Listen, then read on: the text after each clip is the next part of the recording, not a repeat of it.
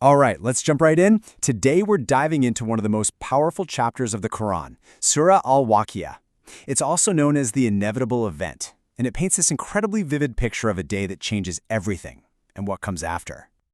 So, here's what we're going to cover. We'll start with the event itself, then we'll see how humanity gets divided up. After that, we'll look at the fates of two of those groups, explore the powerful arguments the text makes to skeptics, and wrap it all up with its conclusion on the nature of truth itself. Okay, so let's get into it. The chapter kicks off with this incredible sense of certainty. It doesn't ask if this is going to happen, it just says when it happens.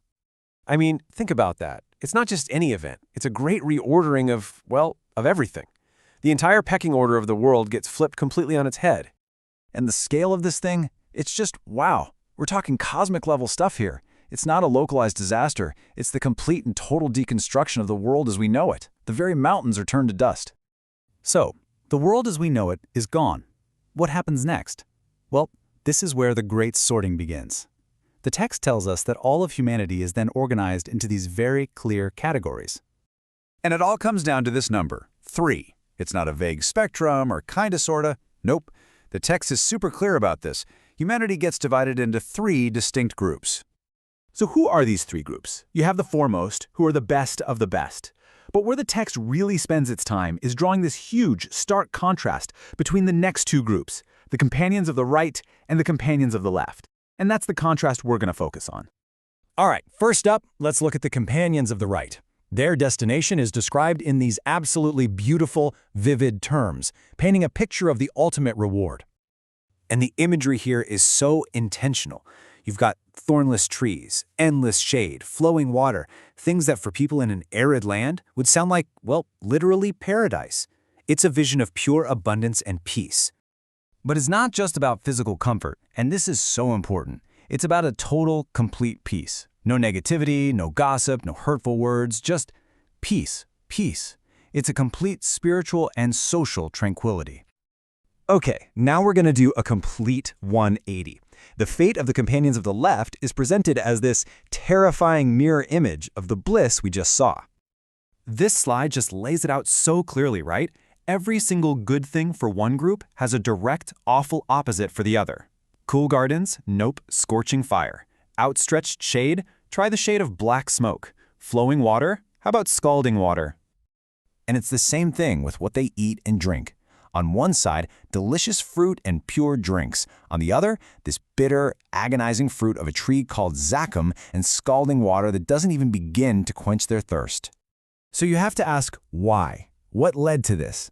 Well, the text ties it directly back to their attitude in life. It wasn't just that they lived in luxury. It was their persistent denial, their outright refusal to believe they'd ever be held accountable. And right here, the whole narrative shifts in this really cool way. After describing the consequences, it goes right back to challenge that very skepticism we just talked about. It starts asking these powerful questions, basically saying, hey, just look around you. First up, your own creation. Something so personal. Did you do that? Or are we the creator? Then it moves to the food you eat. You can plant a seed, sure, but are you the one who actually makes it grow into something you can eat? Or are we the grower? And what about the water you drink? That rain coming from the clouds? I mean, come on, did you put it there? And the last one is fire. Yeah, you can light it, but what about the tree it came from, the source of the fuel? Did you create that from scratch? You see what's happening here, right? It's building this case, step by step. The logic is simple.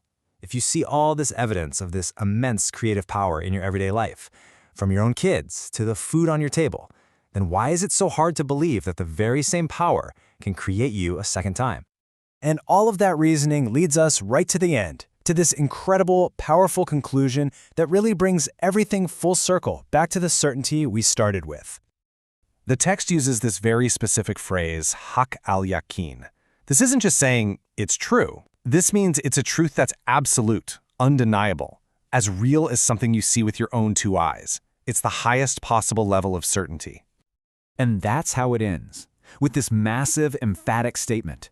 This isn't a story, it's not a theory. It's being presented as the certain truth, the inevitable reality. And the only response to that is to glorify the one who made it all. And that really leaves us with the big question, doesn't it? The whole point of this entire vision of the future is to make you think about right now. It's not just a description of what will be, it's a question for today. How does believing there's a final score change the way you play the game?